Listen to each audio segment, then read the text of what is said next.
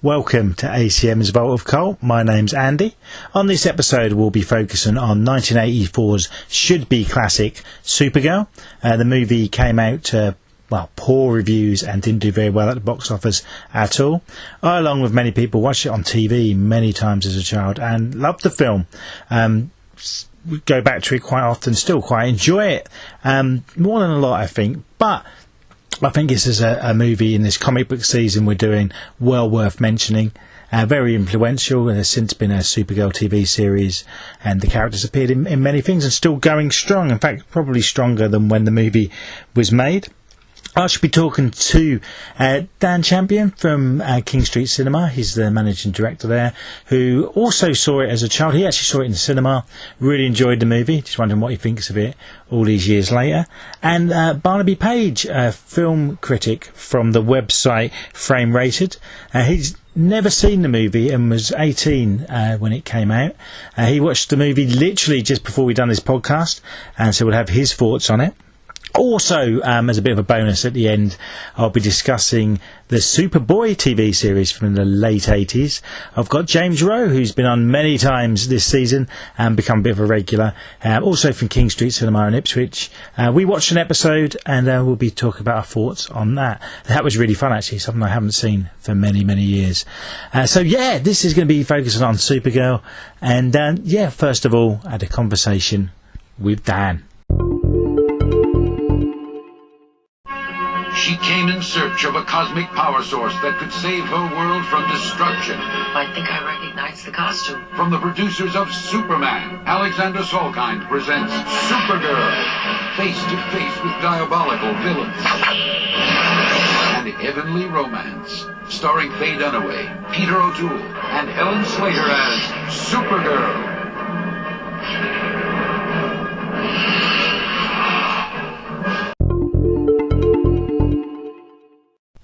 Hello Dan, welcome to the podcast. Thank you for having me. Yeah, it's your first time on here. Just really briefly, because the theme of the podcast, I know you've listened before, is I show a film to someone from the era I grew up, which I love, that didn't do so well, but the person hasn't seen it before, so it's their take. But I want to mix things up a bit, and Supergirl, which we're focused on this episode, you are a fan of, and you did see when it came out at the cinema, yeah? I did. I saw it at the Ipswich Film Theatre on one of the Saturday kids matinees.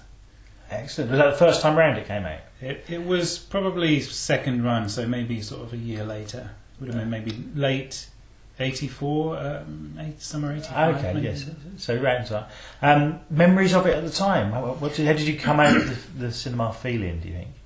I loved it. I mean, I taking away any way that you view something as an adult. Yeah. If I look back, it was pure, unadulterated enjoyment. Yeah. It was a classically structured film. It was The Wizard of Oz, basically. Yeah. Yeah. And it just. The colours, the fact that it was the Superman S, still, still had that. Everything was familiar about it. I remember being quite elated. I did buy, because my dad actually took me to see it, and after the film, we went to a bookshop close by. And I bought the novelisation. I've got that novelisation. That's what I bought young, yeah. I got a black cover and the square picture of her on the front, I think. Yes. So it was wonderful. I thought it was absolutely wonderful. And looking back on it, I still think it's wonderful. Yeah, have you watched it more recently? I have. I watched it embarrassingly so, probably about 4 or 5 months ago. And it's, for me now, it's kind of one of those films that I can put on in the background and be aware of, but not have to pay too much attention to. And still get the same kind of enjoyment I got out of it when I watched it when I was 10. Yeah. And when you're young, you're not aware who Peter O'Toole is, who Faye Dunaway is, and that sort of thing. So you can't help having a different view on it as an adult. But I'll talk about more my reaction in the interview later. But for me, it still had some of that magic, which other films watching as an adult didn't. And yeah, like you say, it's got that feel of the Superman movies, which I imagine you were a fan of before you saw this. Yeah, absolutely, I was. I mean, I think, you're talking about Peter O'Toole, Faye Dunaway, Peter Cook. Yeah. All these people. It's the same sort of. It's not on exactly the same level, but it's the same sort of marketing strategy that they took with the first Superman, with Marlon Brando, Gene Hackman. You get the names in, and and then you can fill the other roles with unknown actors and actresses. Which again, I think Helen Slater was, just infinitely watchable. Yeah. Such a likable screen presence, and made the film in the same way that Christopher Reeve made Superman. Yeah, both unknowns as well. And for me, both of those actors are those characters. I think people have played them well since. But when I always think of Christopher Reeve for Superman, and Helen Slater. The actress in the TV series was pretty good, but a lot of her mannerisms and stuff, she's clearly lifted. Yeah. And for me, Helen Slater, she's got the look of the character from the comics, and the innocence and that sort of side of it comes across really well. Yeah, absolutely, I agree. I mean, even you can see in the documentary that's on the Blu-ray, the moment when she walks into the office, they're kind of all breaking up for Christmas, going away for the Christmas holidays, and they've called her into the office to kind of, under the auspices of saying goodbye, have a great holiday.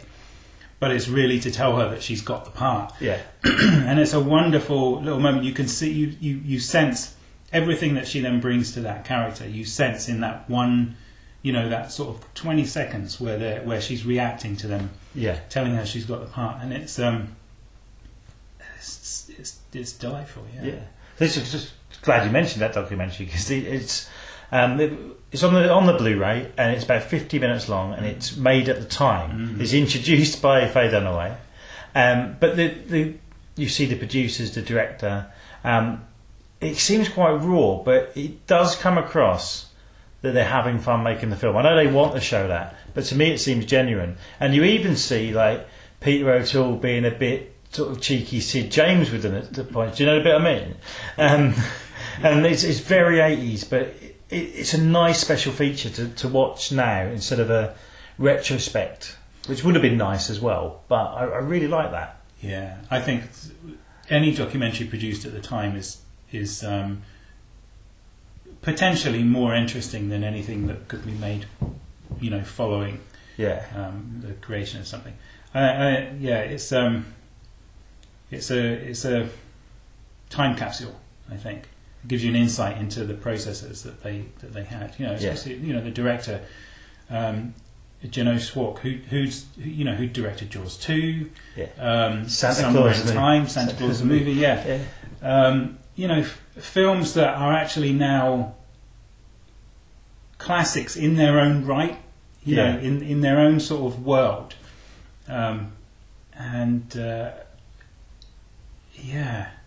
it's great to watch people work. I think in those documentaries. And you can see their love for it as well. And there's a bit where I think it is the producer says we're making a film for millions to watch, and he says hopefully. So you can still see that.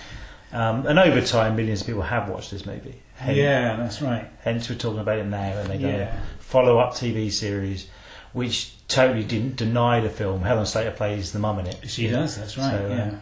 So thanks for joining me. I do this on this podcast. What would you give this out of 5? I know it's cheesy to do that, but I like to do the 5-star rating. And I always personally do it how you like, but I always do it for enjoyment, not necessarily how good the film is. I would give it, for enjoyment, I would give it a 3. and I won't say anything else other than that. Other than the fact I love the musical score by Jerry Goldsmith. Which is, but as a child, would you have given it a 3 as well? I would have given it a 4, maybe. Yeah. Yeah, maybe a 5. Yeah, I mean, probably when you first walked out of the cinema, you give it a 5. Then if you think, even as a kid, yeah. But I can remember being a teenager, and I walked out of seeing the 90s Godzilla with a friend, and he said, "That's the best film I've ever seen in my life." And I laughed at him even then. I'll be honest. So yeah, thanks for joining me. And if you're up for listening to other movie podcasts, we talk regularly on the King Street Cinema podcast, which there's an episode, it comes out the same streaming services as this, the 1st of every month. She came halfway across the universe on a mission to save her world. Who is she? You know, I think I recognize the costume.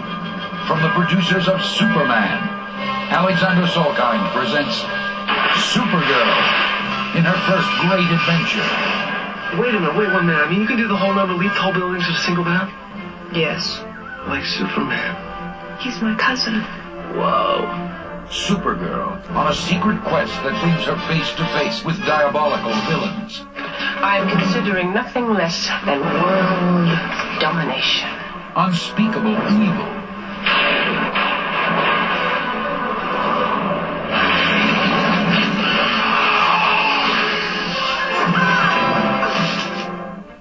And super action.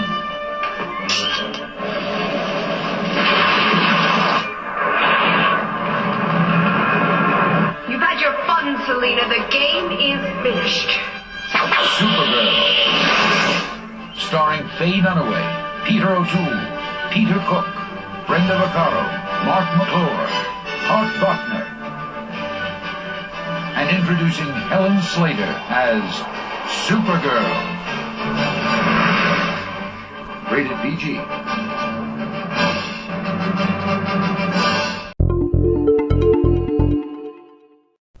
Barnaby, thanks for joining us. First time on the podcast. Indeed, yeah. Do appreciate it. And you're a newcomer to the movie Supergirl. I am indeed a newcomer to Supergirl. I should have seen Supergirl when it came out, really. I was, I guess, 17, 18 at the time. I'd been a big fan of Superman. I was, sort of going to the movie theatre up the street every week. It even features lots of product placement from A&W, which was my favourite burger chain at the time. But I somehow missed it until my sort of middle-aged years. So I've been watching Supergirl this week, yeah. Yeah. Was it an accidental you didn't watch, or did the reviews and stuff put you off at the time? I'd like to say that, this is something significant about the reviews putting me off and then me finding they were wrong, but actually, to be honest, I don't even remember it coming out. It's quite possible that the name of it put me off, that I thought it was a bit girly. Yeah. Wouldn't surprise me. Which, it was 1984, the same year as Sheena came out as well. Yeah. Another comic book live-action movie that bombed more than this, bigger failure than this film. Which is saying something. Yeah. Have you seen the takings of it? Yes. It cost 35 million and it made 14. Yeah. And it was really pushed at the time, I believe. It was made after Superman 3, so sort of in the decline of these. Superman 3, it made money, Superman 3, but it nothing on what the first two made. Yeah, and same producers, of course. It was for Selkins, wasn't it? Yeah, who I think they might not have had anything to do with Part 4, which came a few years later, but they were the ones who. They were, Richard Donner was kind of hired for Superman. It was their passion project. Yeah. And if you've seen interviews on the Blu-ray, there's making of documentaries, and they're really, really enthusiastic, really want it to be a big hit, and I think they kind of expected it to be. But back in 1984, I can't really think of any action or superhero female-led films that had been hits. About 15 years before this, you had Barbarella, which also really, that's become a cult film, but I don't think it done that well at the time. Just remembered for being different, I suppose. So in a way, this film could have been a bit of a risk, but I think they had the confidence behind the hits of the previous Superman films. Yeah, and I'm sure they were expecting, to get quite a lot of knock-on effect from that. But I think you're right as well about there not having, it's not just hadn't been a female superhero lead. There weren't many films even then, even in the mid '80s, which were entirely built around a female lead, unless they were, characterised as what might still have been called women's pictures. It was still a comparatively rare thing. But I think the other thing, maybe that sunk Supergirl commercially is, at least by the standards of the time, you could take the Superman movies moderately seriously. I don't think, even given allowances for the fact that, time has moved on and, things look a little dated, I don't think even in 1984 anybody could have taken Supergirl wholly seriously. I think I was saying to the other day, it's a dotty film. I think that's the best word for it. Yeah, yeah. It's to me, it's on the rewatch last night. It feels like so many questions in this film. If you take it seriously, it doesn't explain a lot of what it should explain. And I know the film has been edited. There is a 20-minute longer director's cut, what's since came out, and I think there's an even longer cut somewhere floating about. And I think maybe they were worried about it, so heavily edited it. Which happens a lot with these films. Yeah, you can see several films going on there at once. I think. There's a Superman-style movie, which is pretty obvious from the beginning. Where the city, I think it's called the city of Argo, isn't it? Strongly resembles Krypton in Superman, etc. Then there's this sort of story about a wannabe world-dominating witch, which is a completely different film that almost doesn't need Supergirl in it. Though I think it actually works quite well as an amusing film in itself. And then there's this school story as well. The sort of the new girl fitting into the school, not being accepted, but having unexpected strengths, etc., which is another, kind of well-established genre. And that I think also works really well in its own right. But and then there's the bizarre sort of love story, if we can call it that, potion-induced love story with the sort of accidental paedophile angle with the gardener. We'll discuss things like that later on. Which is yet another movie, and they just don't sit together terribly well, but a lot of them work in their own right. It's a mismatch of almost like different genres as well, with the teen aspect. And a lot of it, which something we'll come on to, feels more adult for something a film like this. But the one thing where I mentioned things aren't explained, the city of Argo is meant to be where survivors of Krypton have gone. Right, actually that wasn't clear to me at all. It's kind of, I sort of suspected this. As a kid, I thought it was Krypton. I watched this, I would have been like 6, 7 when I first saw it. And then just reading up on it, that's what it's supposed to be. But these people have survived, and for some reason they're in a sort of parallel universe, because it's not like she gets on a spaceship and arrives on Earth. She comes out of the water. Yes, absolutely, in a bit of a bizarre, sort of almost... that bit reminded me of Barbarella, and someone pointed out the other day, it reminds them of 2001, when she's... when she's travelling, it's kind of visually a bit like that. Yes, and in fact, despite the dated nature of the effect, which I'm sure you'll have a lot to say about later on, I thought the effects in that one particular bit, where she's travelling through warps in the space-time continuum, or whatever you care to call them, probably best not examined too closely, I thought the effects there actually worked really well. I think overall, the effects are pretty good. There's a few things that stand out as being quite bad. Towards the end of the movie more. I don't think it is one of these all day run out of budget, but to me it feels like that. And the flying scenes, it's all been done so much that I don't think they look quite as where it's obviously a blue screen or whatever they'd have done, but then when she's flying over the horses and stuff, that doesn't look to me as good as the effects 6 years earlier in the original Superman. No, I think that's right. But then the sort of stuff done, which is done with string wire, I think that looks quite good. And then it's a lot better than... Have you seen The Quest for Peace, the fourth Superman, the Cannon made? Yes, when it came out, barely remember it. Which the effects are terrible. There's a scene in that in space, and you can see a black curtain in the background. So it's sort of in the middle of the quality, I think, of Superman films.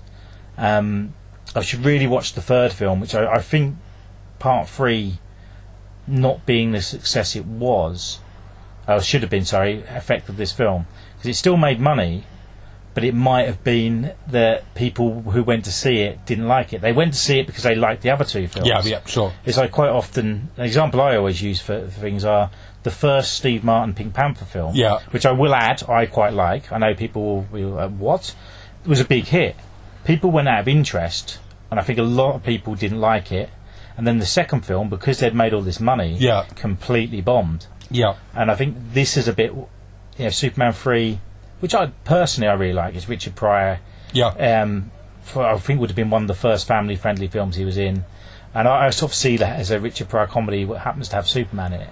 Yeah. And I think a lot of the fans of the comic books, including himself apparently, didn't like that. Yeah. And this was made or released a year or so after. And also we've got to think this is the year of Ghostbusters was out. Indeed. Beverly Hills Cop was out. It was a big year for movies. Yeah. 84 certainly was. So I think people were like now selective of what they see. Not everyone's like us and we can't see everything.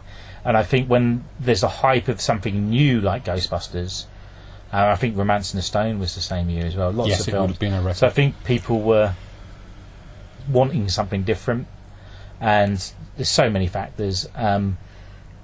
That's another strong reason.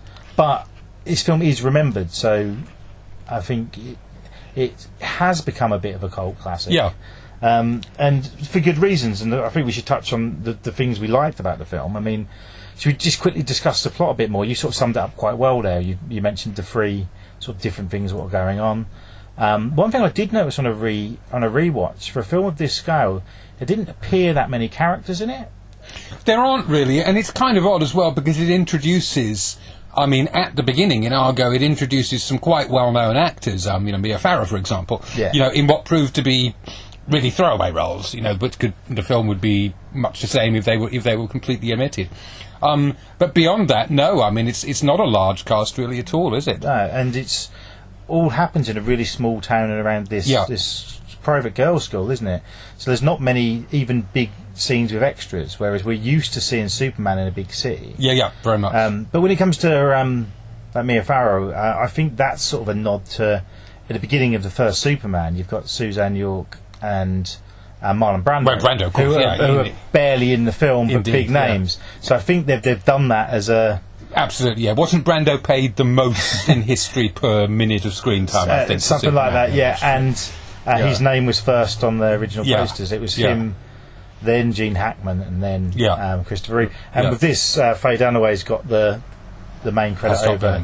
Because it was Helen Slater's first film. But I mean, Dunaway obviously was a big, was a much big name. Slater was barely a name at all. Yeah.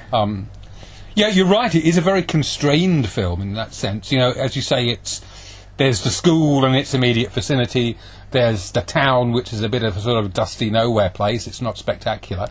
And then there's Faye Dunaway's hideout, which is in a sort of ghost train arrangement, isn't it? Yeah. And that's, well, apart from Argo, which doesn't figure much, that's really it in terms of locations. Yeah, there is the Phantom Zone, which is like the space prison. Well, yes, that as well. But that's something I think it looks kind of cool. It looks like sort of the Dark Crystal sort of that sort of thing. But there's no other characters there at all apart from Peter O'Toole's character who comes back from who I sort of think might just be at the beginning, and that in the comics and stuff is where I think in Superman 2 that's where the villains are sent or where they come from. Yes, yeah. So you'd think in the kind of flat mirror device, which I found absolutely horrifying at the time. I thought it was really disturbing. And I always forgot that that's at the beginning of Superman 1. You just see these people for no reason. Yeah, and you don't. It's not explained what or why. Yeah, which is more done nowadays. A film,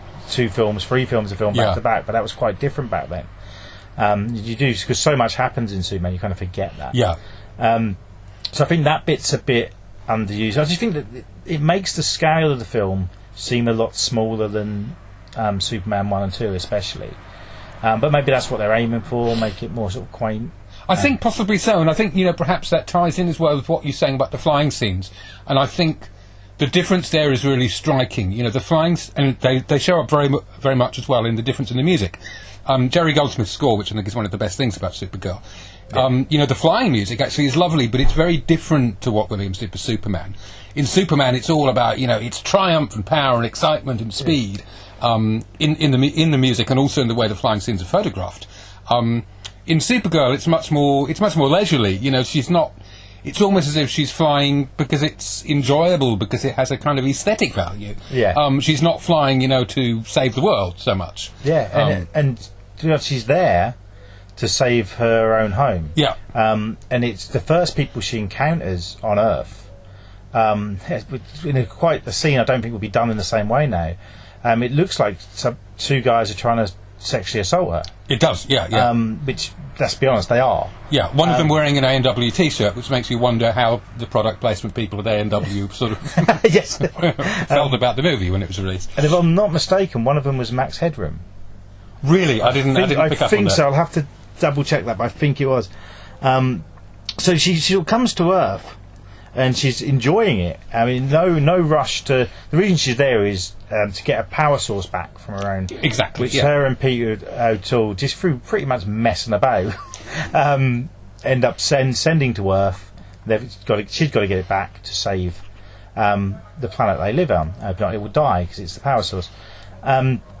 Which happens to land right by the witch, which is hilarious. Yeah, it lands in her picnic, I think, doesn't it? Yeah, she's having a picnic with Warlock and maths teacher, Peter Cook, and she instantly knows as well that it's a power source, which I don't really understand. Another thing that the witch just picks up on it being indeed, that. yeah. They seem to understand the what's it called, the megahedron, I think, something like that. Yeah. Very easily and intuitively, don't they? Yeah. So she basically comes to Earth. She's enjoying it. She's liking it, but then straight away she comes into some conflict that I think it shows. It's an excuse to get an action scene in, because there hasn't been much so far, and establish her powers. But it also shows that the character has come to this place, and there will be conflict. And it also. I picked up on this from, I think it was one of the interviews, that she then realises she can't just walk about wearing her superhero clothes, so that's meant to motivate her to disguise herself. Indeed, yeah. But another thing is, she's just suddenly got the Supergirl clothes. There's no, I think in Superman his mum makes it for him, doesn't she? Yes, I think so. I assume they sort of came as part of the package with the sort of space-time warp travel device, but I think again you don't look too closely. It did cross my mind. I wonder where they're stored in there, because it didn't look very large. But does she have a spare set, etc.? Yeah, I put it down to whatever powers got her there, have known that her cousin's here, and then that's what happened. But it's one of those things. Don't think about it. And the main target audience is a family film, and it's meant for all ages, I suppose, but mainly younger kids won't care. And I think this is one of the things with more modern comic book films is they spend so much on the detail that often the fun is gone. Well, the audience is older, and the audience takes them more seriously. You know, in some cases, the audience takes the source material almost as a kind of holy writ. You know, and you only have to see the various sort of fan wiki sites, that have sprung up, giving incredibly detailed backstories for a lot of these characters and things like that. I mean, they just didn't, even among comic book nerds, if I can use that word, to the best of my memory, they just didn't exist to that degree in the 80s. People still pretty much accepted that it was ultimately a comic book. Yeah, and there wasn't actually many comic book movies prior to this. No, there weren't. No, it wasn't a common phenomenon at all. No. I mean, you had animated versions of comic book characters sometimes. And also very much at the kids' end of comic books, as well as at the superhero end. But live action films based on comic books were pretty much unheard of before Superman, I think. Yeah, I mean, we mentioned Barbarella earlier, and then in 1966 there was a movie version of Batman. But that was more of a TV spin-off. Yes, good point, actually, and there was a lot of it on TV, like The Incredible Hulk would have been on, and Wonder Woman, I suppose, prior to this. But not... Yeah, they were kids' shows, basically. So Superman would have been kind of a risk, but they promoted that movie a lot, and obviously it paid off. But not to the extent of... It was a long time for them even after that to get the Batman movie. That was 1989, so 10 years. So you've got that. So they're not as worried about making it that accurate to the comics. I mean, the witch villain, is it Serena? Serena, I think, yeah. She wasn't even in the comics. Right. They first introduced her in 2017. So they just had the character and pretty much done what they wanted with it, which I think can work. And I don't imagine even that the Supergirl comics were that big a thing. It was more of a Superman, and they had the odd series of Supergirl, I think. But then looking back, I mean, like since then, as they brought that character into the comics. It was only last year the TV series of Supergirl live action one finished, and that ran for 7 years. So I think the time had built up, and a lot of, like, Helen Slater was in that as the mum. So I think this film has, in its way, become influential, and it's not that cult status of, Barbarella, which I keep mentioning, but it's certainly got its fan base. And a film it's got like fairly bad reviews. Like Letterboxd, it's got 1.9. It's got 4.4 on IMDb. Yeah, and it mostly had very poor reviews at the time, from what I've read. Particularly interestingly for Dunaway, who of course was a, in quotes, serious actress. Who I think is terrific in the movie. I mean, she's wildly camp and wildly over the top. But that's the nature of the part. You wouldn't expect her to be anything else. Yeah, she looks like she's enjoying herself. Yeah, absolutely. Yeah. People seem to take a lot of exception to that. Yeah, and I don't see why, because from what I know, Gene Hackman got nothing but praise for Superman, and he's the Lex Luthor he plays is a long way off the comic books. There's a lot more light-hearted and silly. Yeah. And I think Faye Dunaway's fine. She got nominated for, is it a Razzie? Is that yes. Her and Peter O'Toole both got nominated. Yeah. O'Toole as well, hams it up. But, he's the kind of... O'Toole is the MacGuffin, isn't he, essentially? And he knows that. He's only in it probably for, a few minutes in total. And he hams it up dreadfully. But, I think his character is interesting as well, because he's really... going back to what I was saying about the sort of aesthetic aspects of the flight, I mean, the O'Toole character is an artist in Argo City, isn't he? He says at one point, I wrote the quote down, "I think that I shall never see the branches of a living tree," which is a reference to Joyce Gilmer's poem Trees, which comes from about 1910, 1915, something like that, which is also quoted in Superman 2. But it's an almost sort of poignant moment that they're sort of stuck there in Argo, in this crystal city, and kind of longing for Earth. Yeah. And I think, and again a little later on, when Supergirl's arrived on Earth, she wakes up to a rabbit. And it's almost a fairy tale moment. It's the kind of thing a sleeping fairy tale princess would do. And certainly in the first part of the film, I think there's a lot of that feel. You could also, I wouldn't pursue this too far, but you could toy with the idea that it's a kind of Wizard of Oz in reverse, almost. She leaves the glories of the Emerald City, and comes to the much more mundane, trouble and strife-filled world. And I think, in that respect, it does differ a lot from Superman, which, is a less emotional, more male, harder film in a lot of ways, even though it is an amusing film. It has a decided adventure element. And, you sometimes think that maybe with Supergirl what they wanted to make, is something that was actually quite affecting or quite moving, about her travails. But then it kind of all veers off into, Faye Dunaway's sort of party with her fellow witches, which always becomes like scenes from pantomime, Again, amusing, but they don't sit together well. But as individual elements, I think I think those sort of quieter and gentler scenes, like some of her conversations with O'Toole at the beginning, actually work really well. Yeah, and the arrival to Earth scene. I think the first thing she does is she picks a flower and watches it grow. That's right. You've got that in sort of the first half of the film. It's strange. I think it feels slower than the second half. Certainly, but it's a lot more enjoyable. Yeah.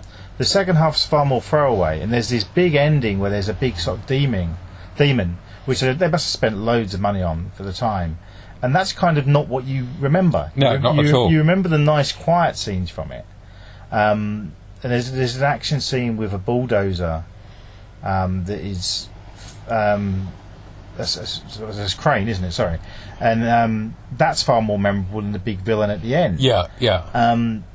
So it's a strange film in that way, but I think it's because the character's kind of got heart, and you don't really see her as someone who wants a fight and this action side of it. No, absolutely not. I mean, just going to interrupt you there for 1 second, I mean, because that just reminded me when you said about the flower. There's a scene, I think it's rather close to the flower scene. She picks up a rock, I think it's by the edge of a river, and she's so strong that the rock crumbles in her hand. Yeah. Later, a similar thing happens. They're playing hockey or lacrosse, something like that, at the school, and the ball kind of explodes against her shoulder. Now, in Superman, that would be a moment for saying, "Oh, wow, isn't it great? You know, so strong." But here, it's actually almost sad. You know, here's somebody who doesn't particularly maybe want to have all that power. You know, who can't fit into the world that easily simply because they have it. Yeah. It's and. Well, one thing, I mean, we will do spoilers on this, we have already, is that at the very end, when she saves the day, she just goes home. Yeah, you know, it's like, well, I've done that. I'm not, you know, she doesn't, like, want to save all the humans, like Superman seems to, you know, that he feels he's there, or he's been sent there for a reason to protect, whereas she just wants to get the job done. Yeah. But then she is, she's meant to be 17, I think. She's... possibly younger. She's certainly, when you see her on Argo, she acts very childlike. Yeah, she does. Yeah. But then when she's on Earth, she is more the teenager side of it. Which I just want to mention the sort of school side of it, and we'll mention the sort of more dodgier elements. Yeah. There's one thing I really picked up on is coincidentally, she's roommates with, is it Lucy Lane? I think so. Lucy Lane. Lucy Lane is Lois Lane's, I think, sister or cousin. Lois Lane's. Yes, that's a good point. Sister, I think. Sister, who was played by Maureen Tiffey, who's an excellent actress. Yeah. I know her from Grease too. I believe she was in Grease. Yes, she was. I think. And Fame. Yeah. I don't know if she's still acting or she was in a lot of stuff early. I have 3 a days. feeling not, but I think she was until relatively recently. Yeah, I mean, and that role was given to Demi Moore, who turned it down to do another film. Right. Which I think is a good thing, because people now Demi Moore's gone on to become such a big actress. Yeah, you see her as Demi Moore. But I mean, she's fine in the role. But it hints she's got a romantic thing going on with Jimmy Olsen, who the actor returns from the Superman films. Yes, yeah. Mark somebody, and he was in Back to the Future and then these, and then pretty much not a lot else. Does a lot of Comic Cons and stuff now. But good on him. It's good. If you're going to be in a few films, you might as well be in them. Yeah. But I find it now. The first Superman came out 6 years before this, so even if he was 18 in that, he'd be mid-20s now, and he's sort of chasing a 17-year-old. Yes. Yeah. Which is a bit, but it. Don't want to go all the time, but it was different back then. Yeah. I mean, I read that as being a bit more one-sided, as being simply her the Lane girl idolising Jimmy and Superman. I don't know if it was reciprocated, but it might be worth looking back. But why was he there? He was only there to see her, wasn't he? Well, yeah, good point. Yes. So, but it's one of those things. They probably they definitely wanted an actor from the original. Yeah. So they've got him to do it, and that's how they fit it in. That's what I mean. But the gardener character, there's a reference to, because the witch falls in love with the gardener. Indeed, yeah. Well, the witch and her sidekick, in fact, fight over the gardener, don't they? Yeah. And I try to put an age on him. He'd be early 30s, maybe. Yeah, late 20s, early 30s. Yeah. Like that. And they put a spell on, so the first person he sees, he falls in love with. Which you just know is going to go wrong. Yep. And he sees Supergirl's alter ego. It's Linda Lang, isn't it? What she calls herself. The name she makes up. I did make a note of it. I can't. Linda Lee. That's right. Yeah, she takes it off. Yeah. A sign or a poster or something that's in the principal's office. Yeah, but it says Lee on it. Yeah. But then she just comes up with Linda in her head, which is quite funny. So he sees her, falls in love with her. Obviously, can't tell the difference between her and Supergirl. Yeah. When they've got the same face, just different colour hair. Not even glasses. I mean, that's mad. But there's obviously at least a 10-year age gap. But at least it is covered in that he's got a spell on him. Yes. So it is a bit dodgy, but he is under a spell. But you wouldn't have done that if the main character was 12, would you? They would not have, No, you wouldn't. No, so I think it's more of a, there's nothing in this film, sexual at all, is there? No, I mean, I suppose you can kind of argue, that she comes from outside of our time and is therefore ageless and blah blah. She's not a real schoolgirl. Yeah. I mean, she's an alien, actually, isn't she? I mean, Yeah. we never use that word to describe Superman. No, true. That's what they are. They're Exactly, extraterrestrial beings. Yeah, but I mean, it's now it's noticeable, but I don't think we'd ever. Yeah. What did stand out is how she suddenly falls in love with him. When I can remember watching this film in school, and one of my female friends, we were talking about it after. She referred to him as a himbo. And he's very Ken from Barbie. He is indeed. Yeah. And later on, he gets a bit more of a character. Mm-hmm. But there's nothing to it, is there? He's just there. Yeah, he's a plot device. Yeah. Yeah. And it's difficult because I want to talk about feelings on the cast. You mentioned.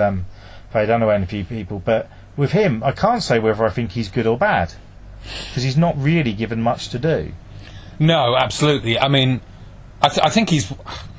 I think you'd have to see him in another film to answer that question. To be honest, I mean, I think he does what's needed. Yeah. Which is, to represent handsome young man. And handsome prince, if you like, to go back to that fairy tale idea. He doesn't really play any part in moving the story as such. What he does is reflect things that that Faye Dunaway and Helen Slater and so on themselves do. Yeah.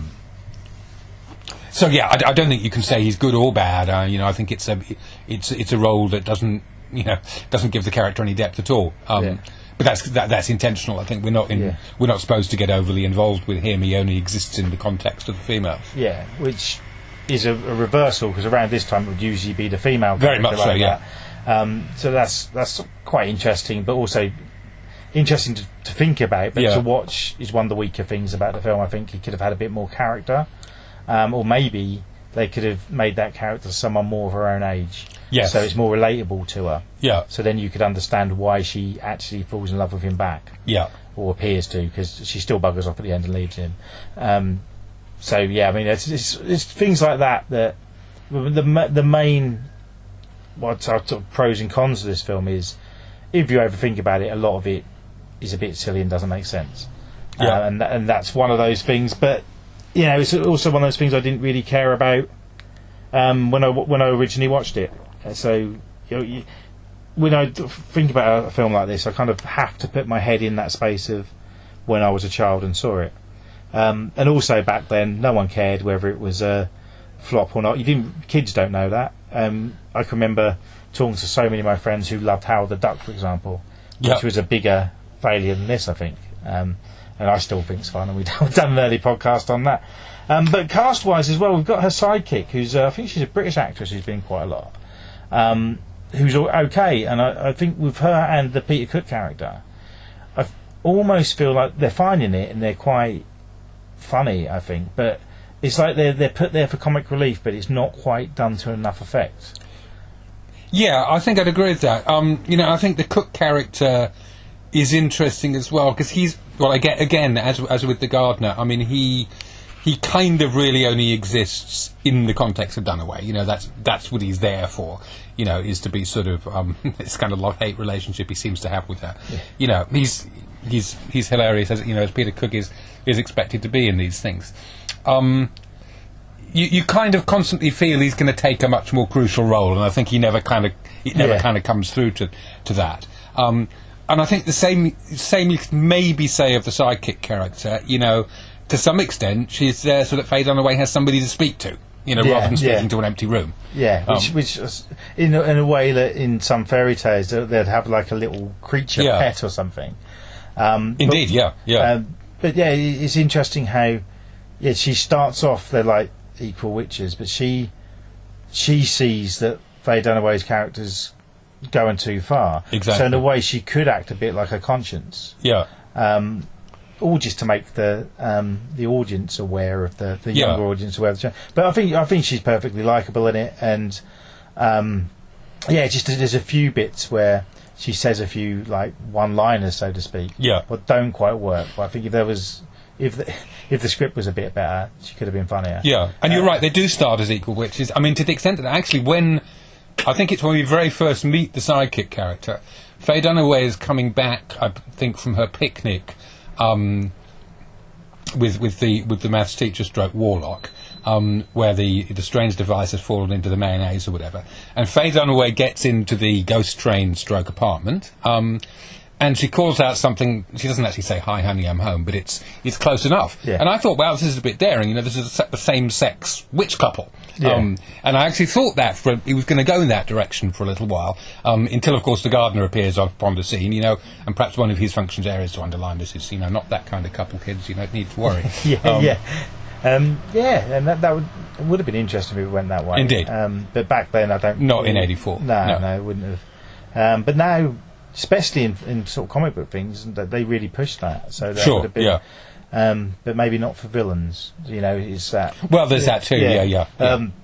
But yeah, I mean, cast-wise, there's not many others. There's the principal of the school, and the interesting thing about that is his surname's Danver, which is a throwback to the comics because the family she lives with have that surname. Oh yes, I hadn't picked up on that. Interesting point. Yeah. And then, so I think that's just a little nod, and he's just there, so that there's someone else at the school really, because other than that, it's Peter Cook, and there's a sort of warden lady there at night who's drunk all the time. Yes, which is there is for a little bit of comedy, but also so she can sneak out at night. But other than that, you've got the parents.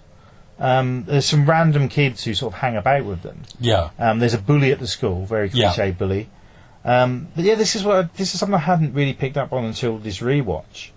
Of the to me, it feels like there's not a lot of characters in it. But then you've got the big names like Peter O'Toole feels like he's in more of it because he's at the beginning and end. Yeah. I do love, and it's a very 80s cliche. Spoiler alert.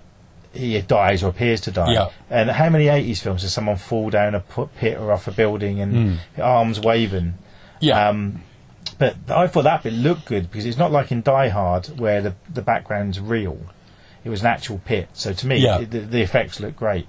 And then you hear his voice come back in an Obi-Wan Kenobi style as well, which I hadn't picked up on before. That he's Obi-Wan, isn't it? Right at the very end. He motivates her. And you're right, he feels like he's a bigger role because he is important. I mean, in a sense, he sets the whole thing off in motion, and then he's there to wrap it up at the end. Yeah, and I imagine, it looks like, I haven't read anything of him criticising the movie, but I might be wrong. I remember looking up and couldn't find anything he said about it. In the making-of documentaries, he appears to be having fun. But I think he's there for the money. Yeah. And maybe just that, in the way that once Brando done, and Alec Guinness in Star Wars, bigger actors were trying their own take on this. But originally, they approached, it was Dudley Moore. Yes. And Dudley Moore turned it down and then recommended Peter Cook. But I feel if Dudley Moore was in that role, because he wasn't the big name of Peter O'Toole, that character might have done more. Yeah. But I'm glad Peter Cook's in it, because this was my first introduction to Peter Cook as a kid. Yeah. Who I think one of the funniest comedians of all time, and tragic what happened to him actually, and the fact that even though this film bombed, it was probably the biggest hit he was in. Ironically, he'd done some British films like Bedazzled, which you remembered well, but they didn't do very well. I can't think of anything else big he was in.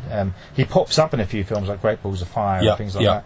And that's one of the reasons, sort of in my teenage years, finding out about Peter Cook just after he died, and that I have returned to this film quite a bit just because he's in it. Yeah. It was my first introduction to Peter O'Toole as well. I saw this before any of his classic films, because I'd have been 5, 6 when I saw it originally. Yeah, I guess so. Yeah, you weren't. You weren't at Lawrence of Arabia age, exactly. Exactly. No. Yeah. And so it's kind of all. I don't know. It's just one of those films that I don't ever talk to anyone about, and they say they dislike it. It's just one of those. Everyone, apart from yourself, I struggled to find someone who hadn't seen this. Yeah. it's sort of remembered fondly. And sort of, as a newcomer, can you see why? You know? I think so. I mean, I think it's a very difficult film to dislike. You can certainly say it's a flawed film. I think it'd be difficult to argue that it's not. You can certainly say, I think, with some fairness, that it becomes a little dull toward the end. It stretches itself out. You can certainly say it's a very uneven film. We touched upon the fact that it's really multiple storylines in one, not very well mixed. It's highly episodic.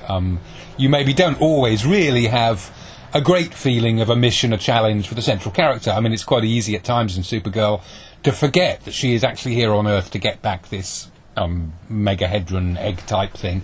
Why doesn't she just grab it and go home with all her superpowers? But don't examine those questions too closely. So yes, it does have all those flaws, but I don't think it's pretending to be anything that it's not. I don't think it's I don't think it's claiming, as some films do, to deliver, sort of great serious messages about life and the world through the means of superheroes or science fiction, which I suppose it is technically in a sense. It's a bit of a jolly romp. It has fun doing it. And there are some very funny moments, and as I say, I think there are, some really sweet, poignant moments as well, which is perhaps the thing I least expected to find in it, and therefore was most impressed by. Good, yeah. And the other thing I'd add to my most impressed list is the Goldsmith score, which I think is excellent. A tiny little bit of genre parody, John Williams parody, but not too much. Works in its own right extremely well. I think they do at some point mix in a little bit of the John Williams. Yeah, it's quoted very briefly, I think, now and again. And just a couple of other things I want to mention. I don't know if you're aware of this. But one of the reasons it might be sort of patchy, so to speak, is just before it went into production, it had a different script and Superman was in it. Christopher Reeve was meant to be in the movie. Well, that's not surprising because, it very much, there's a scene where the two girls are talking in their dorm room about Jimmy Olsen, Superman and so on. And it very much feels as if it's leading up to, by the way, Superman's coming for Sports Day next week or whatever. Because they changed it to, because there's a poster of him on the wall. Yes, there is, and you hear on a radio that he's gone to another planet to do something. In an original script, something happened with the Witch and Warlock, and it was him who they had prisoner, so to speak, instead of the gardener.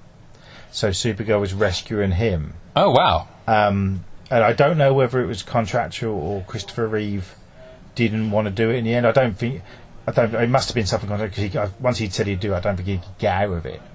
And he did do Superman 4, which this is, the best film ever. This is Citizen Kane compared to Superman 4, which I still like, but because it's bad. So I think a lot of it may have been that they had this shooting schedule, literally. And so they had to change things very quickly. So they just, what could work and what won't they notice so much. And it is one of those, many respects, like I mentioned before, if Demi Moore was in it, that would have been bad. The gardener, initially, they approached John Travolta, apparently. Which, thinking about it, would have been on his sort of decline. Because he was early 80s. He had the two big hits in the 70s. And then he had things like Two of a Kind and that sort of thing in the 80s. Yes, I guess it would. It would have been quite a small role for him. I can see him in it now. But then they might have gone a different way with it. And that would have been interesting.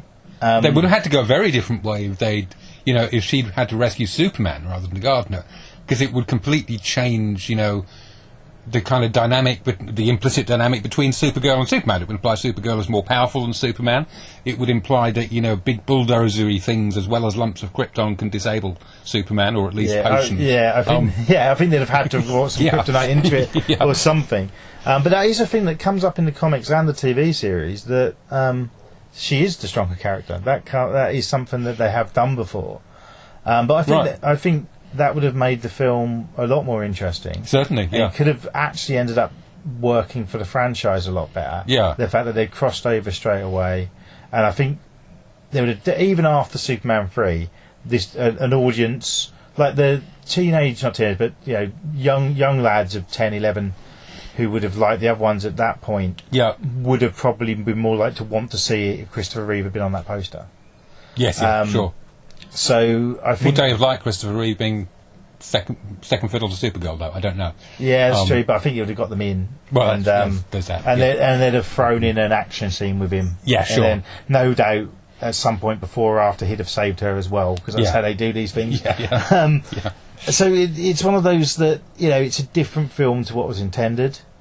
But for what it is, I mean, the one thing we haven't mentioned is, probably Helen Slater's performance, which I've heard a lot of people criticise it. She did win an award for it. I don't know what it was. Maybe it was one of these teen awards or something. Yes, I noticed that reading up on it. I can't remember what it was myself either.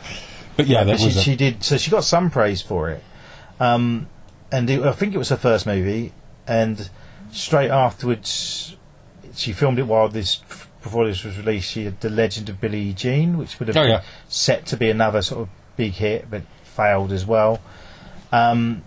I think for the character, I think she's really good. But I compare her to the comics, and I think any criticism would be the character itself, not so much her. But then I have heard people say they think she's a bit wooden. So yeah, I mean, the role is that of a naive, in a sense, naive and unworldly, literally unworldly girl, isn't it?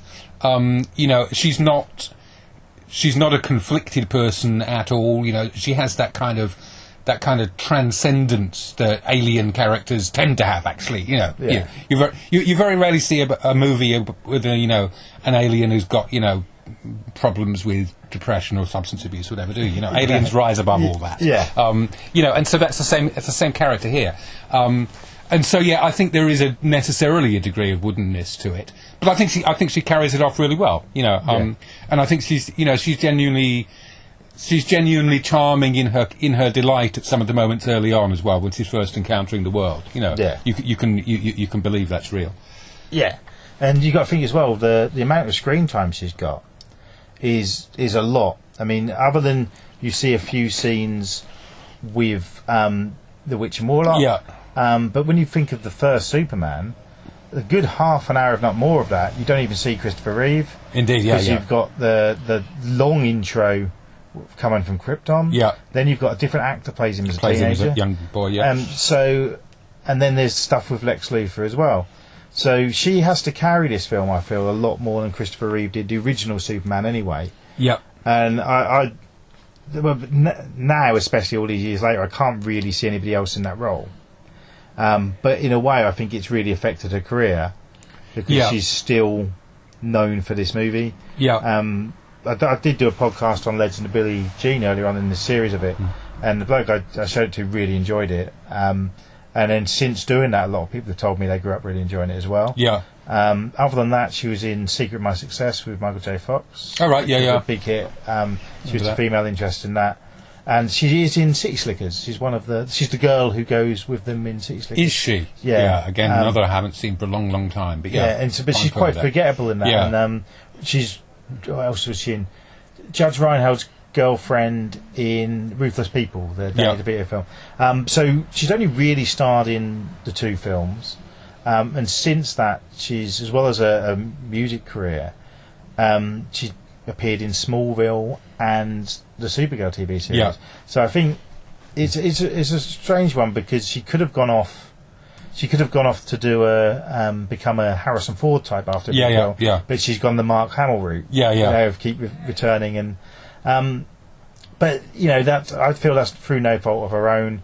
It's the success of this film, and then as it was known for a while to be a bad film, so to speak, and it didn't do so well critically, it would have affected other people approaching her.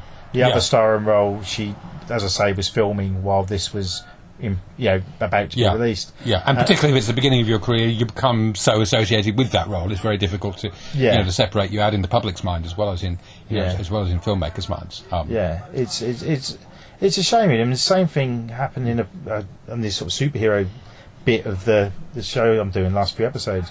Laura Petty, after Tank Girl, her career sunk right down, and going back again to Howard the Duck, Leah Thompson as well. And that's a shame. But it is that matter of luck, a lot of it. But I feel, especially her performances a bit later on, that she is a good actress. but maybe we just haven't had a chance to see as much. Yeah, and I think, that happens to quite a lot of people. And I mean, Reeve is an example to an extent. Reeve is still Superman, as you say, as Hamill is still Luke Skywalker, indelibly, for all that they've been in other things. Though it doesn't happen to everybody, Richard Dreyfuss is not, particularly the oceanographer from Jaws in most people's imagination. Even though it came at a kind of equivalent career stage, he just moved up and beyond that. Yeah. So, and it didn't appear to me to affect the careers of anybody else in the movie. No. I mean, Peter O'Toole, he sort of turned into that Michael Caine towards the end of his career. Yes, very much, Sort of do anything. And Faye Dunaway she was still in films, and not so much recently, but after this, around the time, and she seemed to really enjoy it and get behind the emotion of it. Well, they were big enough names to kind of rise above it a bit, I think. Yeah, that's true. Yeah. So I mean, it's one of those, with the fact we're talking about it, and the fact that it's had a new fancy Blu-ray release. Yeah. As a kid, this was one I remember the days of video where there was rentals and ones to buy. Indeed, yeah. To my knowledge, in this country, this never got a retail to buy video, and I don't even really remember seeing it to rent. Yeah.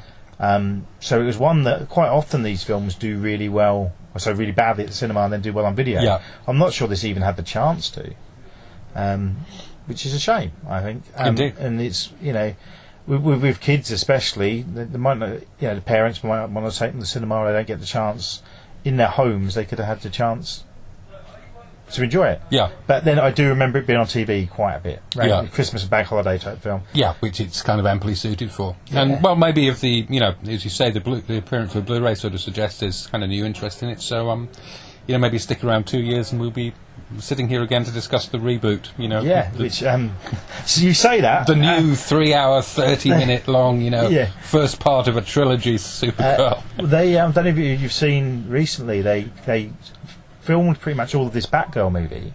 Oh, yeah. And that's been shelved. Been abandoned, absolutely. Yeah, yes, that was only in the last couple of weeks, wasn't it? Yeah, well, there was a Supergirl one on the way. Oh, really? They were going to bring the character in either in that or the Flash movie, which for different reasons might not happen now. I don't want to go into too much detail, but Google the actor who was supposed to play the Flash, or is still playing the Flash, so this might not happen. They were going to bring it in, and there was going to be a new Supergirl movie in this DC world. Oh, wow. And it looks like it's all fallen apart. There's even from, I think it must have been Batgirl, but there's pictures online of the actress in costume. Yeah. They got that far. But who's to say it won't still happen at some point? Well, indeed, yeah. With superheroes so big now, and then you've had the female lead ones do well, like Black Widow was a big hit. So I think it still might happen, and then this might get a little bit more praise. Yeah, it would seem a pretty obvious one to go for. Yeah, absolutely. So, is this a film you would recommend to people? Is it a film I'd recommend to people? There's some people. Yeah, I know that's a hedging my bets comment. If somebody said, we want an evening in with a really, a Deliveroo and a really good, or an A&W for that matter, product placement, and a really good movie, I wouldn't say I'll get Supergirl, But I think if you're interested in film of that period, it is interesting, and I think, I think if you're a fan of Superman, it would be really interesting to see it, for the ways it connects and the ways it differs as well. I won't say that it's going to go onto my top 20 list or even my top 50 list, but I did actually enjoy watching a film that, if you hadn't prompted me, I'm sure I would never have seen in my life. Yeah. So yeah, I mean that's good. I mean, same with me. I mean, if someone asked me to recommend them a movie, this wouldn't even come to mind. But if someone asked me to recommend an 80s movie they hadn't seen, this would be at the top of my list. Yeah. So yeah, it's one of those. It's an interesting film. It is an interesting film, and I will ask you. I always ask this, and it's a bit, or should I? But if you could give it a rating out of 5. A rating out of 5. Yeah. Difficult. I would say for enjoyment, not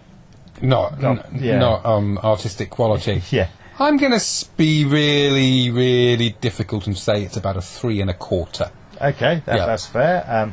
I did spoke to about this film. He'd seen it before, quite a few times. James Rowe, who works at King Street. Oh, yeah, and, yeah. he said he'd give it a 3. There we are. Personally, for me, years ago, very long time ago, this would have been a 5. Probably up to 10 years ago, it would have been a 4. But on rewatch, because I was watching it for this podcast and looking at it more, it's a 3.5 for me now, which is the lowest I've given anything on this. But I think it is. There's the way I like to think I don't care, but the way superhero films are now, you do think about things more and you do pick up things more, and there's not just one or two little things that don't quite add up. There's a lot in this. But it's still fun. It's still 2 hours well spent, I think, and it's one like pretty much any film I do on this podcast. It's a sort of film after a long day I can put on as a bit of comfort TV and flick on my phone while I'm watching it and be perfectly, spend a good last few hours of the day. Absolutely. So doing all those things that you couldn't do in 1984. Exactly. So thank you very much for doing this. Well, thank you for having me on. Just another very quick question I just sort of ask sometimes.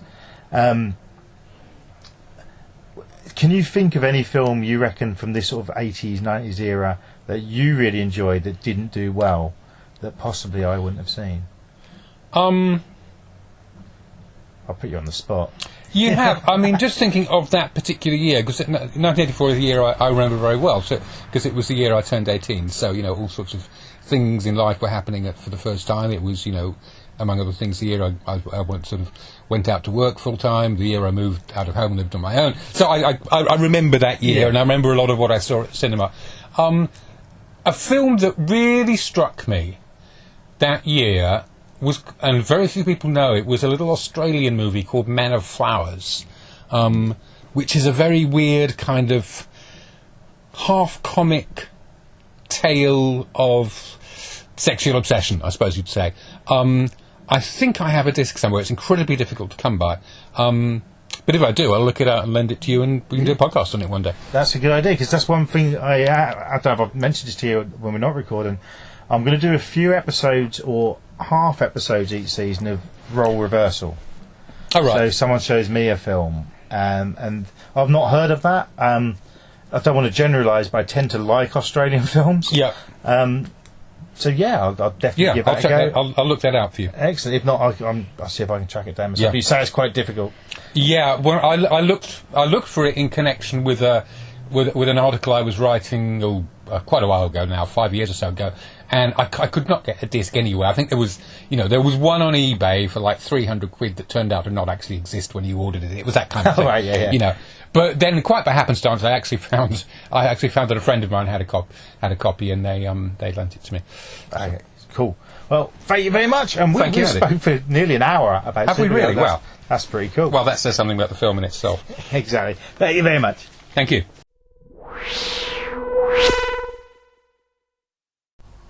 Usually at the end of a podcast I'll discuss a more modern cheesy B-movie, something from Asylum or something like that, but because we're doing the comic book sort of phase of the show, a few episodes based on that, I'm now going to talk about a TV series based on another DC comic. Obviously we've just discussed Supergirl, so now I'm going to discuss Superboy. Just watched an episode of it. I would say a random episode, but it wasn't. We picked the episode from season 1, which guest starred Joaquin Phoenix, or Lee Phoenix as he was known at the time. I'm now joined by James Rowe from King Street. Hello. Hello again. Yeah, you see, you've become a season regular. Yeah, dear. Goodness. Yeah. But I know you are quite a fan of Supergirl. You grew up liking it, yeah? Oh, yeah, that was one of my favourites as a kid. I used to watch that all the time. Yeah. And you do remember this show, not so well, but you weren't a massive fan of it at the time. No, I wasn't. I remember it being on when it first showed here in the UK, and I remember the adverts for it and being really excited for it, and then when it actually showed, not being that impressed. Yeah. So that's really all my memory of it of the time. So it was late 80s, so it was a while back now, or over 30 years ago. So yeah, my memory of it is not too great. Just the way I felt about it, really, I remember quite well. I remember enjoying the intro, but the episodes themselves, generally, I didn't find that exciting or interesting. Yeah. Sadly. Yeah. I same. I don't remember much about it. I do remember I first became aware of it seeing the front cover of the kids magazine Look In, and Superboy was on the front, and got really excited because we're at the age of loving the films. Yeah. And it had been a couple of years since any of the films came out, but we'd still be watching them on TV and video, so they still seem fresh to us. And I bought one of the first US comics I ever bought was a tie-in with this series. Right. I vaguely remember that. But I don't remember much of the show. These two things stick in my mind. About 10 years ago, maybe a little longer, I picked up season 1 of the series on American DVD. So I got an import of it.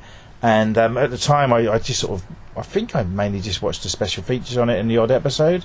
It's one of those that I intended on sitting and watching all the way through, but because it's different story each episode, I think I just put the odd one on late night and never really got through the box set and filed it away with my many things in the DC section near the series of The Flash and things like that, which hopefully I'll talk about in another episode. And so because we're doing Supergirl, I thought I'd revisit it. Yeah. Picked an episode from season 1 called Little Hercules. And should we just talk about the guy who played Superboy, John James Newton? Okay. What did you think about him in the role? Now, watching this episode at the age of 40, I thought he was all right. Yeah. I thought, actually, he's not too bad. Kind of like what you'd want from Superman, from the films, quite similar to Christopher Reeve. But yeah, a very TV actor. Very... It reminds me more, actually, of Dean Cain, who played him a few years later in The New Adventures of Superman, or Lois and Clark. Yeah, that's true. He actually looks... I thought maybe they might be related or something, because they look quite similar, but it's just the look, isn't it? But for what he is, he's fine. Yeah, I think absolutely fine. I think he was only in the first season, then they got in another actor, whose name escapes me, and I didn't make notes, because we've literally just watched the episode, haven't we? Right, we have. But interesting enough, the actor who took over was older than Christopher Reeve when he played Superman the first time. But this guy, I reckon he's Superboy, but I reckon he's mid-20s, early 20s. Yeah, well, they're at college university, so they, that's what, late teens, early 20s, generally, for most people that are there. He looks like he'd be, postgraduate, like just finished sort of thing. Yeah. But he certainly looks like he'd be old enough to be offended by being called Superboy. Yeah, he's clearly a man. Yeah, and not in this episode, so we won't mention too much. But it's not Lois Lane; it's Lana Lang, who is the love interest, lead female character, played quite well. Forget the name of the actress, Stacey somebody, who I recognise from she was in the Troma film. Something the Geek. Do you know the film I mean? No. But I'd seen her in a Troma film more recently. I was like, that's the woman from Supergirl. And it's PJ White's son or nephew as the Jimmy Olsen type, which makes sense because the character of Jimmy Olsen would have been about 8 when they were this age. Mm-hmm. So they've basically got someone in who is the comedy relief in the show, and we saw a bit of that in the episode, but not too much. But you can tell just from his mannerism and the kind of sidekick that he is that he's supposed to be the sort of the funnier one. Yeah. And I did watch a couple of the earlier episodes a few nights ago, and he is the funny one. Yeah. And for this type of show, quite funny. The episode we watched was a bit weird, wasn't it? Yeah, I mean, like I say, I don't remember the show. I watched the show. I don't remember the episode, so I can't really talk too much about that. But this episode itself was very much a sort of a one-off, which they probably all are, as in like standalone episodes, but without most of the cast that will generally be in the show, because they sort of the two characters, so Superboy and his partner, go off on an assignment, a writing assignment, for the paper. So we don't see the newspaper or the college that he's at or anyone there. We see just the characters for this particular episode. So in that way, it's a bit, I'm guessing it's a bit different maybe for the rest of the episodes. but it has a famous, or not famous at the time, but this is the thing. He was a child actor. Yeah, certainly. We'll refer to him as Joaquin Phoenix. Shall we? Yeah, Joaquin Phoenix. Though he's not called Leaf at the time. Yeah, but he'd already been in Space Camp. Yeah, and a few other things. It was the same year, I believe, and possibly the year after Parenthood. Mm-hmm. So even as a child actor, he is the guest star in this episode. Yeah, it's not his first role, certainly, and you can tell that. You get the feeling that he's very comfortable with what he's doing, and he's clearly had been doing it either for a bit, sort of thing. He's still he's young. I don't know, 13, 14 probably at the time. Yeah. So he's not amazing or anything, but he certainly has. Looking in hindsight, you can see potential to be one of the big names of his generation, certainly. Yeah, and at the time probably he's been known for his brother being the more famous one. Being a little older. Yeah, sure. And the lead actor at that time probably, because you'd have had My Own Private Idaho. No, it hadn't come out yet. No, 91, I think, for that. But he was certainly on his way. Yeah, I mean, he was in Last Crusade the same year. And obviously Stand By Me had been out a couple of years previous, and that was the one that really, kicked off his career. He was Explorers before, but certainly Stand By Me is definitely the movie that would have people got, that kid River Phoenix. Yeah, so he was on his lead role stage. And it's a weird little episode, and it is one. If anyone looks at this series now, it is probably the episode people will go to. Hence, we picked it. But in relation to the Superman franchise, I'm kind of surprised we even got this show. It started in '89. The movies had really started. Superman 3 done okay. Supergirl 2, Supergirl, sorry, as we discussed earlier, really bombed, and Superman 4. Proper bombed as well. Yeah. So it's a case of people had lost heart in the franchise, I suppose. So maybe it was right. We think it'll work. Let's move it to TV. Yeah, well, it must be that, right? Yeah. And production wise, looking at the effects, the flying effects, and that sort of, there's not that much in any of the episodes, and especially this one. But to me, it looks as good, if not better, than Superman 4. Yeah, it's on par with that, isn't it? Yeah. Certainly. And for TV at the time, people wouldn't have actually watched it thinking, that looks naff. I don't think so. I don't think they would have, because, it looks... I think they must have spent a fair amount for a TV show of its type at its time. I'm sure they were really hoping that this was going to work and hopefully revitalise Superman and the franchise and everything. I don't think it did, though, as far as I'm aware. That's because over here, I remember it being on for not long. I reckon they showed...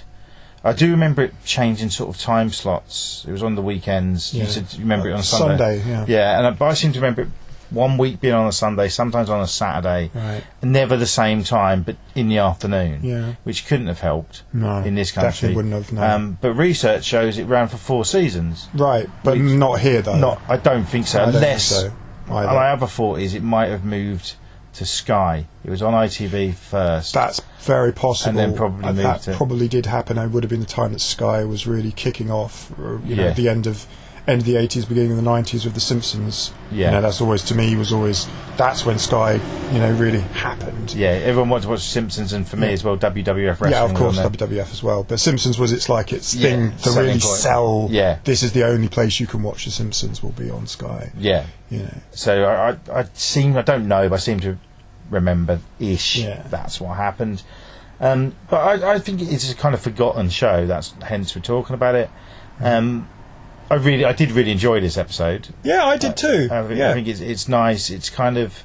It reminds me... the episodes are shorter, but the sort of funness and the bright colours, and it is a bit campy.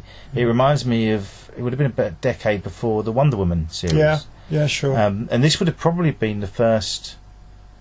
Possibly Swamp Thing was before, because there was a short-lived series of that. Right. But first TV series since then, since Wonder Woman. And for the time, I think it would have been a big thing. But Wonder Woman's remembered fondly. Well, the Spider-Man series, was that earlier than Wonder Woman? That was around the same time. Yeah. That's a weird one, because I seem to remember that being shown as movies over here. Maybe we put the episodes together, which did happen on video for The Flash as well. That's true, but I think The Flash was also shown around this time slot. But that had been a year or so later, a few years later. Yeah. And I think, whereas this is obviously influenced by the Superman movies, it would have gone into production before Batman was released, and then the Flash series is more influenced by that. Even so, I think Danny Elfman done the music, and it's very dark. It certainly is Batman influence. Yeah. Whereas this is fun. I think it's maybe new audiences would find it a little silly. Certainly. And DC has, apart from there's some of the animated they've done, like the recent League of Super Pets and Teen Titans Go, they've definitely gone for the darker tone. So maybe that's why they've sort of hidden this, so to speak. Maybe, I guess. It's very comic book, obviously, in its approach. This was always the way at the time. We're trying to put comic book, adaptations, so either in films or on television. They always were very comic booky, and they were for a really long time as well. It wasn't just this point in the 80s and 90s, even up to the beginning of the 2000s. It was still very much like that. And nowadays it's not really like that for the most part, and it seems that it's not necessarily what I suppose the fans want, I guess. So watching this now, if you're a fan of superhero things and movies and television and stuff, you probably would find it a bit old, fashioned, I suppose. Which I find the Superman character is anyway. He is, absolutely. I'm not a big fan of Superman as a character. I generally prefer the villains in the stories. And so we didn't get Lex Luthor in this episode, but he is in it. And also, I suppose, they almost retried this, so to speak, a few years later with Smallville. Which was more of a Superman meets Dawson's Creek. Which was what was going on in the 90s. Absolutely. And that was a huge success and ran for, I think, close to a decade. So maybe it is they just pushed that now and they sort of redone it, and that was far more successful than this. I mean, something with a little bit more emotion, sort of more, say, human, I suppose. Look, relationships and things like that. That was very much more where TV was going, and it was good like that, I suppose. It was a new thing. Well, like I said, this now is it's old TV. It's TV that you won't get these days being made. And it is something to be enjoyed for nostalgia, I think. Absolutely. And moderately successful at the time, and then they got 4 seasons, and it is like they kept having other goes, because you had mentioned the Lois and Clark, and then Smallville, and now you've got Superman and Lois on. So it does seem like the Superman franchise has moved to be far more successful on TV than the later films. Definitely. Superman Returns, that did not do very well at all. That stayed in the same sort of vein as the old movies. Then they tried again with Man of Steel, which a lot of fans like, but there's been no sequel yet. So I think this was the beginning of... Well, was there Superman vs Batman, wasn't that? That was another one that's become a cult film already. But there's this sort of internet buzz of we want Man of Steel too. But when you look at it, it is a trilogy with Batman vs Superman, and then the Justice League. That's right. But there was intended to be a sequel as well. They wanted it to be a lot bigger than it was. And I see this as the beginning of the second era of at least my generation of Superman, because obviously you had the George Reeve, which would have been but the first era for me is Christopher Reeve. And then it pays a lot of homage to that, but I think one thing what's missing from this is the Clark Kent comedy side of it, which I think would have worked on TV, but you need the right actor to be able to pull that off. Absolutely. This guy, he's not got that, I don't think, in him. But he's certainly got the look of Superman. And as Superman, he's fine. But also, you got to say that the writing isn't anything on what the movies are. No, it's not very strong. It's not very strong.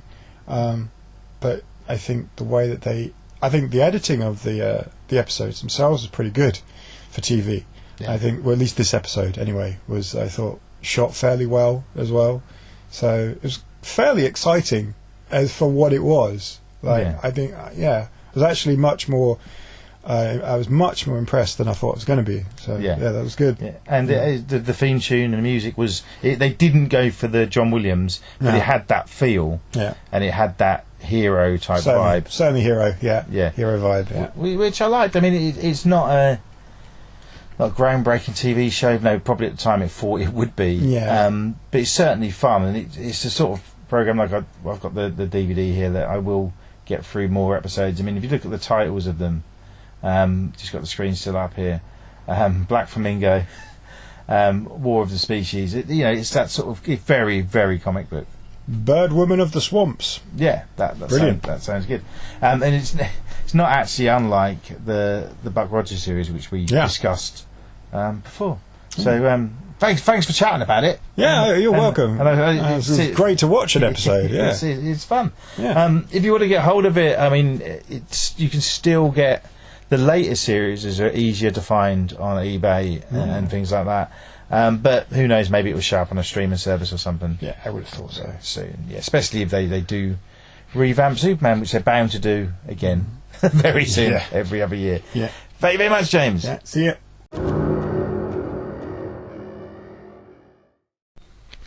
That just about brings us to the end of the episode. Don't forget you can find us on Instagram and Facebook. Please hit the 5-star review on wherever you're listening if you can, and if you want to, it really does help. And of course, follow us. Check out Barnaby's reviews on the Frame Rated website, and of course, if you're Ipswich or from Ipswich, if you're around the Ipswich area, pop into King Street Cinema. It's a fabulous cinema. Say hello to James and Dan if you see them. And we pretty much finished this superhero section. I think there's a couple more I want to do, but I think I might just make them part of regular episodes. I want to do Dick Tracy from 1990, and from later on in the 90s, The Shadow. But we've done quite a few of these in a row now, so I think I'm going to take a bit of a break from that and go back to them in a few months. We've got a special episode coming up soon based on a 1950s Norman Wisdom comedy, which is slightly different. James joined me for that. I'm going to put it out as a special very soon. But cheers very much for listening, and do spread the word, do share. Any comments, anything you want to say, hit me up on the socials. Really enjoy doing these. Hope you enjoy listening. Just keep watching those weird and wonderful movies. Get in contact. Let's get talking about it. Cheers.